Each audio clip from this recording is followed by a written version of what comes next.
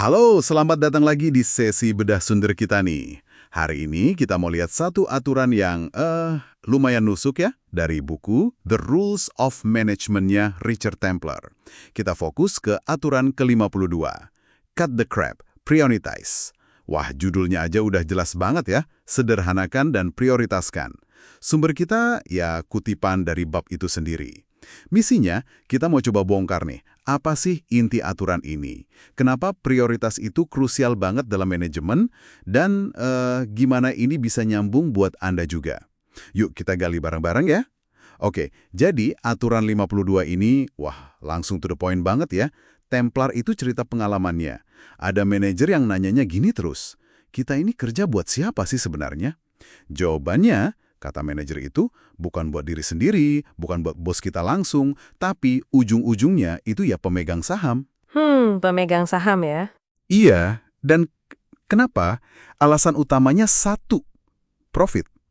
Keuntungan, semua hal lain di luar itu dianggap padding. Ya kayak hiasan aja, tambahan yang nggak esensial gitu. Kedengarannya agak keras ya. Betul, betul. Ini pendekatan yang fokus banget dan bisa dibilang nggak pakai basa-basi ya. Penekanannya jelas banget ke bottom line, hasil akhir finansial itu. Logikanya kan sederhana, seperti kata Templer. Nggak ada uang yang nggak ada bisnis, nggak ada bisnis yang nggak ada kerjaan. Gitu kan? Iya juga sih. Nah, menurut dia, kemampuan buat jaga fokus setajam ini ke hasil akhir, itu yang bedain manajer hebat sama yang biasa aja.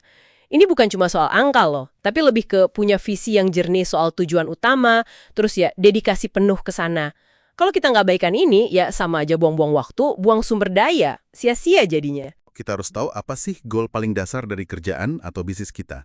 Tapi, gimana ya cara kita terapin prinsip potong yang nggak perlu ini kalau tujuan utama kita itu nggak melulu soal uang? Misalnya nih, buat Anda yang kerja di organisasi nirlaba, atau sektor publik, atau mungkin lagi ngelola proyek pribadi gitu, kan beda bottom line-nya. Nah, itu pertanyaan bagus banget. Prinsipnya sih sebenarnya tetap sama, tetap berlaku. Cuma bottom line-nya itu perlu kita definisikan ulang, disesuaikan sama konteksnya. Oh, oke. Jadi nggak harus profit ya? Iya, kalau Anda di non-profit misalnya, bottom line-nya mungkin bukan profit, tapi jumlah orang yang berhasil dibantu, atau tingkat kesadaran isu yang naik, atau dampak sosial yang bisa diukur lah pokoknya. Intinya sama aja, kita identifikasi dulu, apa sih hasil akhir paling krusial yang harus banget dicapai.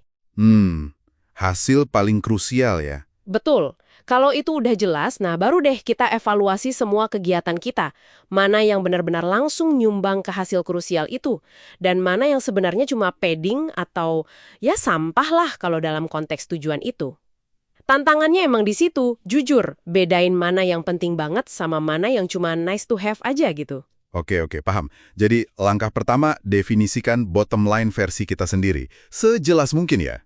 Nah, ngomongin soal motong sampah atau padding ini nih, kalau kita terlalu kaku, terlalu fokus cuma ke hasil akhir yang bisa diukur itu, apa nggak ada risiko ya kita ngorbanin hal-hal penting buat jangka panjang? Misalnya, Ya misalnya, bangun kultur tim yang solid, atau kasih ruang buat eksperimen dan inovasi, atau jaga hubungan baik sama pihak lain.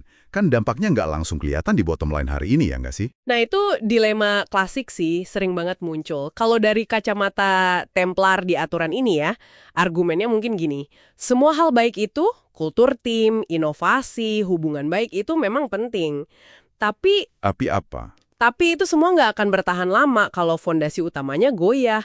Fondasi utamanya ya tercapainya tujuan inti organisasi atau peran kita itu. Oh, jadi fondasinya dulu yang harus kuat ya? Betul, jadi prioritas utama harus ke pengamanan fondasi itu. Ini bukan berarti kita jadi robot ngabaikan aspek manusiawi atau jangka panjang. Bukan itu. Tapi lebih ke memastikan sumber daya kita yang paling berharga, waktu, energi, uang, itu larinya ke hal yang paling nentuin sukses atau gagalnya kita, atau bahkan kelangsungan hidup organisasi. Ini soal efisiensi yang, ya bisa dibilang agak brutal ya, biar dampaknya maksimal ke tujuan terpenting. Memang perlu keberanian sih buat bikin pilihan sulit, buat motong hal yang rasanya sayang dibuang, tapi sebenarnya nggak esensial gitu. Oke. Jadi inti dari aturan ke-52 ini tuh soal kejelasan mutlak tentang tujuan akhir kita, bottom line kita, dan keberanian buat disiplin. Disiplin memprioritaskan dan memangkas semua yang nggak secara langsung bantu capai tujuan itu. Fokusnya harus setajam laser ya. Tepat sekali, fokus setajam laser. Nah, sebagai penutup nih, mungkin ada baiknya Anda coba renungkan ini deh. Apa sih sebenarnya bottom line dalam peran atau pekerjaan Anda sekarang ini? Udah Anda definisikan dengan sejernih mungkin belum? Pertanyaan reflektif ya. Iya, dan kalau Anda coba jujur banget sama diri sendiri nih, aktivitas padding mana aja sih yang selama ini nyita waktu dan energi Anda? Mana yang paling susah Anda lepasin? Dan kenapa gitu? Mikirin ini aja udah bisa jadi langkah awal yang kuat loh buat menerapkan aturan ini. Wah, pertanyaan yang bagus banget buat direnungkan sendiri ya. Oke deh, terima kasih banyak sudah menyimak sesi bedah sumber kita kali ini. Sampai ketemu lagi di penelusuran sumber berikutnya ya.